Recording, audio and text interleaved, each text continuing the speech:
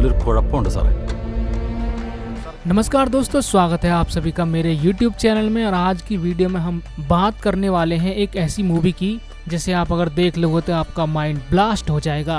आप सोच रहे होंगे हाल ही में तो कोई मूवी रिलीज नहीं हुई है, प्रमोद भाई किसका रिव्यू कर रहे हैं? जी हाँ, हम आज रिव्यू करने वाले हैं नेटफ्लिक्स पर रिलीज हुई ऑफिसर ऑन ड्यूटी मूवी का। तो चलिए दोस्तों, बिना समय गवाए शुरू करते हैं।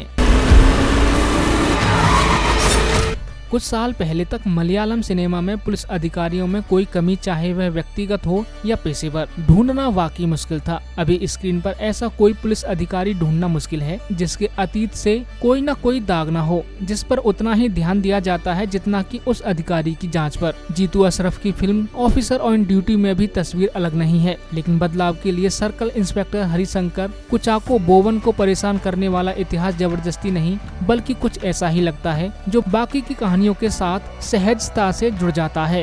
अपने परिचयात्मक दृश्य में वह व्यक्ति सीमा रेखा पर घृणित रूप में दिखाई देता है, अपने अधीनस्थों पर भौंकता है और महिला संदिग्धों पर हिंसक हमला करता है। इतना कि हम अधिकारी के व्यवहार से अधिक उत्सुक हो जाते हैं और नकली सोने की चेन से संबंधित मामूली अपराध की तुलना में उसके अतीत के बारे में जानने के लिए उत्सुक हो जाते हैं। कहानी नायक और उसके द्वारा पीछे किए जा रहे मामले दोनों के बारे में हमारी शुरुआती धारणाओं को उलटने में अपना जादू चलाती है। जोसेफ और नायडू के बाद एक और पुलिस स्टोरी लिखने में एक साथ ही अपने निर्देशन की पहली फिल्म एला वीजा पुंचीरा में भी कहानी लेखक शाही कबीर ने एक पूर्व पुलिस अधिकारी के रूप में पुलिस बल के काम करने के तरीके के बारे में अपनी अंतर्दृष्टि को फिर से पेश किया है। हालांकि जब अपराधियों को सोचने के तरीके की बात आती है तो उनकी समझ सीमित आयामों की लगती है, क्योंकि फिल्म में होश नशे की लत में डूबे रहने वाले खलनायकों के ड्रग किसी बारीकियों के एक ही रंग में रंग दिया गया है। जैसा कि अन्य था, सराहनीय जोसेफ में स्पष्ट था कि शाही कबीर का लेखक अपराध को इंकित करने के मामले में लक्ष्य से नीचे है, जबकि यहाँ एक बहुत ही स्पष्ट मकसद है। कबीर मकसद को पुख्ता करने के लिए एक पुलिस अधिकारी से जुड़ी और भयानक घटना को सामने लाते हैं, जो एक तरह से अपराधी गिरोह के कृत्य को आंशिक रूप से उचित ठहराता है। लेकिन इसे दूसरे तरीके से देखें तो कहानी में ऐसे छोटे से मोड़ने नाटक में कुछ वजन जोड़ा, जिससे ड्रग पेडलर गिरोह को प्रेरित करने वाली भावनाओं को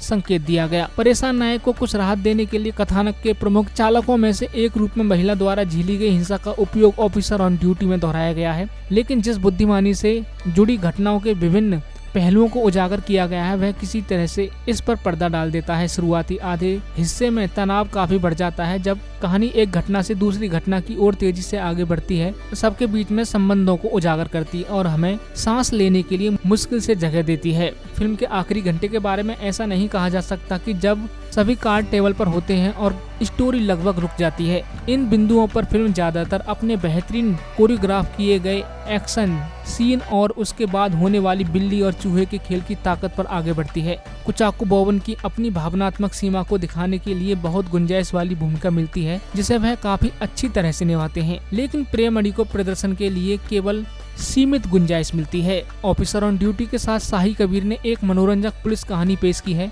जो कुछ बिंदुओं पर लड़खड़ाने के बावजूद काम करती है। तो दोस्तों, ये मूवी OTT प्लेटफॉर्म नेटफ्लिक्स पर आ चुकी है और इसे जाकर देखें। अगर देख चुके हैं तो कमेंट करके बताना। वीडियो अच्छी लगी हो तो लाइक करके जाना और चैनल पर नए हो तो सब्सक्राइब करके जरूर जाना। धन्यवाद।